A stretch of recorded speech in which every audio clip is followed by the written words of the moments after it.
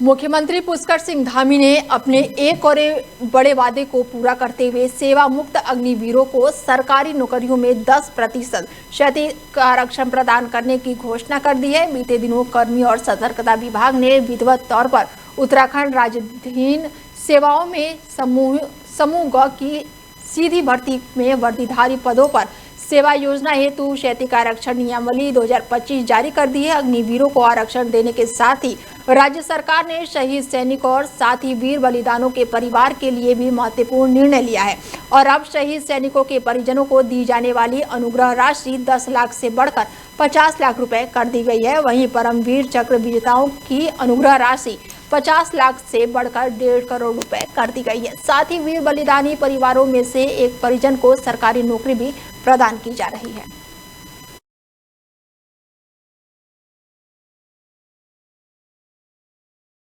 उत्तराखंड के मुख्यमंत्री पुष्कर सिंह धामी ने भारी बारिश के बीच मसूरी गोलीकांड की 31वीं बरसी पर ऐतिहासिक घोषणाएं करते हुए शहीदों की स्मृति को चिरस्थायी बनाने की दिशा में कई बड़े कदम उठाए और बड़े ऐलान किए। और इस अवसर पर उन्होंने जहां आंदोलनकारियों को श्रद्धांजलि अर्पित की तो वहीं मसूरी की विकास और साथ ही सामाजिक सरोकार को ध्यान में रखते हुए मॉल रोड के नाम बदलकर आंदोलनकारी मॉल रोड रखने की घोषणा कर दी है। ये ऐलान सुनते ही कार्यक्रम स्थल पर मौजूदा लोगों में उत्साह और गर्व का माहौल छा गया। मुख्यमंत्री ने कहा कि ये रोड केवल एक सड़क नहीं बल्कि उस आंदोलन की मूक गवाह है जिसने उत्तराखंड राज्य को जन्म दिया। इसके साथ ही मुख्यमंत्री धामी ने मसूरी के शहीद स्मारक पर शहीद बलवीर सिंह नेगी के साथ साथ वहां पर परिवारों को सम्मानित भी किया।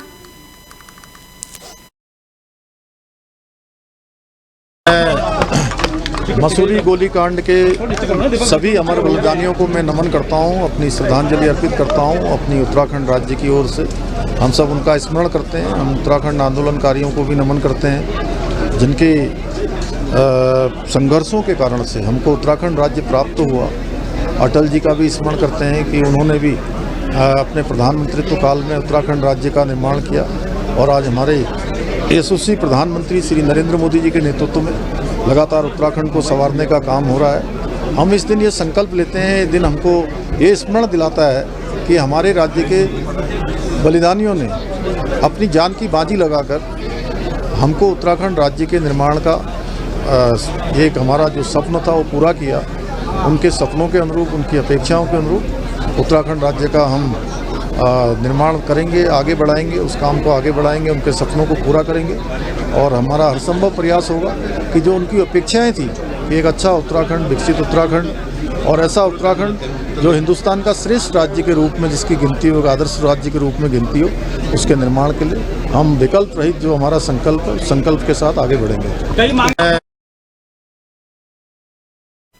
उत्तराखंड के चमोली जिले में देर रात से हो रही भारी बारिश के कारण बद्रीनाथ राष्ट्रीय राजमार्ग, कंचनजंगा और नंदप्रयाग के साथ साथ पूरी तरह से ये रास्ते यहां पर अवरुद्ध हो गए हैं, जिससे लोगों को काफी परेशानियों का सामना करना पड़ रहा है। चमोली में मौसम विभाग ने भारी बारिश का अलर्ट जारी किया है। अलर्ट को देखते हुए जिले में आज स्कूल, कॉलेज और आंगनबाड़ी केंद्रों में अवकाश घोषित किए गए। चमोली में मानसून के बीच पहाड़ों पर बर्फबारी शुरू हो गई है। बद्रीनाथ धाम, हेमकुंड साहिब की ऊंची चोटियों पर बर्फबारी गिर रही है।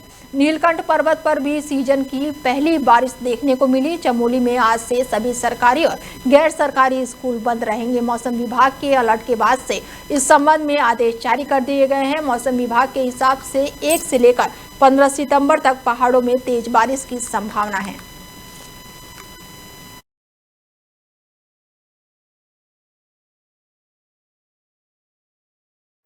चंपावत जिले में बीते 3 दिनों से लगातार हो रही मूसलाधार बारिश से जनजीवन पूरी तरह से पटरी से उतर चुका है।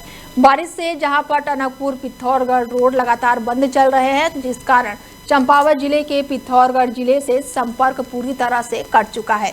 कई वाहन अभी भी सड़कों में फंसे हुए हैं। प्रशासन लगातार सड़कों को खोलने के प्रयास में जुटा हुआ है, पर भारी बारिश और लगातार हो रही मलबे से स्थिति बद से बदतर हो चुकी है। राष्ट्रीय राजमार्ग बंद होने से उत्तराखंड परिवहन निगम को भी 15 से 20 लाख रुपए की चपत लग चुकी है और व्यापारियों और साथ ही ट्रांसपोर्ट में बड़ा नुकसान हो रहा है। जिले के सभी नदियां उफान पर है। प्रशासन लगातार स्थिति पर नजर बनाए हुए है। फिलहाल अभी तक जान माल के नुकसान की कोई भी खबर सामने नहीं आई है। बंद पड़े अतिरिक्त मार्गों को खोलने का प्रयास लगातार जारी है।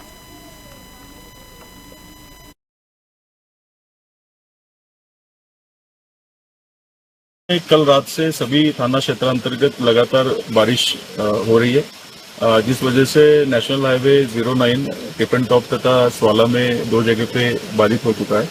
इसके अलावा 2 राज्य मार्ग और 5 ग्रामीण सड़कें बाधित होने की सूचना प्राप्त हुई है, जिसमें प्रशासन द्वारा निरंतर जेसीबी मशीन्स द्वारा रोड क्लियरिंग का रोड ओपनिंग का कार्य किया जा रहा है। इसके अलावा जिन थाना क्षेत्र अंतर्गत सूचनाएं प्राप्त हो रही है वहां पर तुरंत पुलिस की क्यूआरटी टीम्स जो होती है डिजास्टर्स की, वो मौके पे पहुंच के तुरंत राहत बचाव का कार्य कर रही है। देश के ज्यादातर राज्यों में मानसून की भारी बारिश देखने को मिल रही है।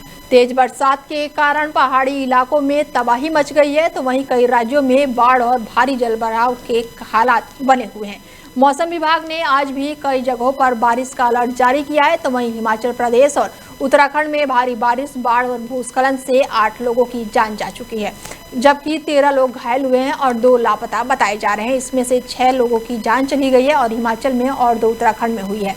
हिमाचल प्रदेश सरकार ने पूरे राज्य को आपदा प्रभावित घोषित कर दिया है। उत्तराखंड के 6 जिले में भारी बारिश को लेकर रेड अलर्ट जारी किया गया है।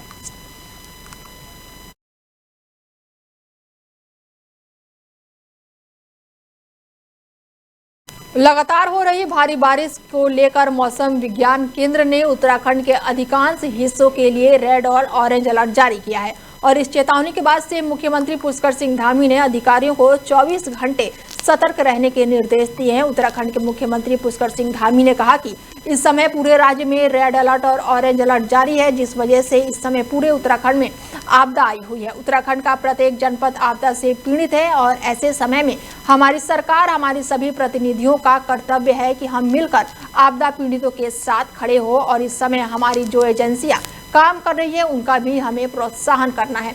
हमारा प्रयास होगा कि एक एक आपदा पीड़ितों को हर संभव सहायता पहुंचाए।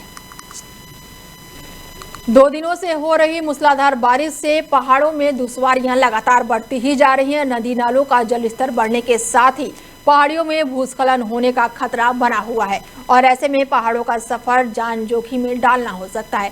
बेहतर यही है कि ऐसे में अनावश्यक पहाड़ों के सफर से बचे। प्रशासन ने भी लोगों से अनावश्यक यात्रा न करने की अपील की है। बता दें कि मौसम विज्ञान की ओर से जिले में भारी बारिश का अलर्ट जारी किया गया है। बीते 2 दिनों से हो रही बारिश से पहाड़ों का सफर खतरों भरा रहा है। शहर के हल्द्वानी मार्ग से हनुमानगढ़ी, बूढ़ा पहाड़, भवली रोड में टूटे पहाड़ और पाइप के जरिए सीमा समीप ही पहाड़ी भूस्खलन और पत्थर और साथ ही लगातार यहां पर हादसों का शिकार हो रहे हैं।